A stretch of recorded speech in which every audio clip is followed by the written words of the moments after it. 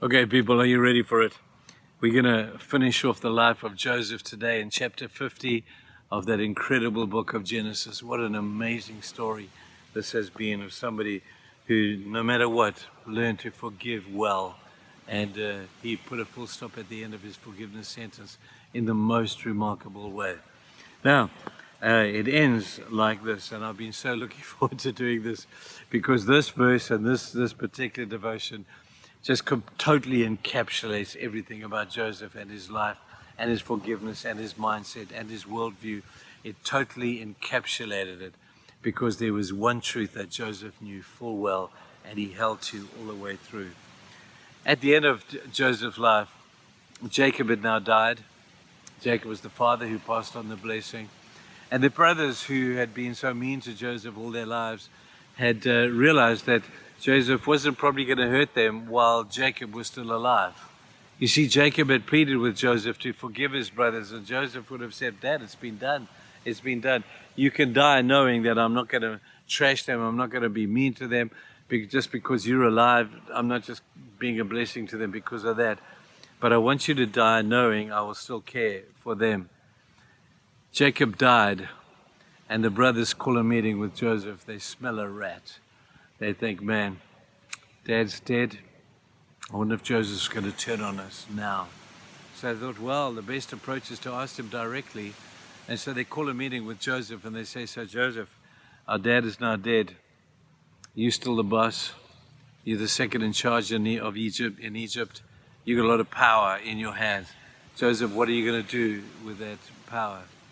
You have the power to free us. You have the power to throw us into prison. You have the power to take our heads off. What are you going to do with your power? And it says there that Joseph wept. 2 words. Joseph wept. I wonder if he wept because they didn't trust him. I wonder if he wept because they now were thinking that Joseph was just faking it. I wonder if he wept because he felt genuinely sorry for them. I don't know why Joseph wept. We know that Jesus wept too at the tomb of Lazarus because of the unbelief of the people. I wonder if Joseph doesn't weep now because of the unbelief of the brothers. He's promised them goodness. He's promised them mercy all the days of their lives. And now they're doubting him. And so those old feelings could well have come back. But we read Joseph wept. And then he comes with the most profound statement of understanding the sovereignty of God. And we'll finish with that thought in a moment. And he said to them, hey, guys, through his tears, he says to them, you know what? You have planned it for evil, but don't you realize God planned it all for good? If this had not happened, then the nation would have starved. If this had not happened and you had not sold me as a slave into Egypt, we would be sitting in poverty street right now. But because of what you did back then, God turned that which you did for evil into good.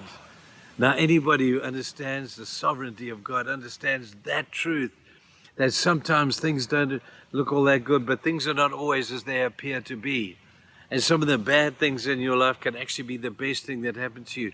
If you hang around our church long enough, we have a statement that says something similar. It says that the worst thing that ever happened to you could become the best thing that ever happened to you if you understand it in the light of retrospect. When you look back on some of the terrible things that have happened, and I'm not taking away the pain or belittling the hurt that those things have caused you. I would never be so cruel to do that. But I do know this, that sometimes the worst thing that could ever happen, and you can name that, I don't want to, because it could be too painful for you, but name the worst thing that ever happened to you, and the person that caused that worst thing to happen, and then realize, with the light, in the light of the sovereignty of God, the kingship of Christ, the will of God, all things being made beautiful in his time, the worst thing that ever happened to you people may in the future become the best thing that ever happened to you.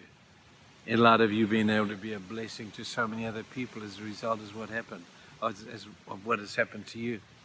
Isn't that cool that God's sovereignty knows the future from the past and everything in between?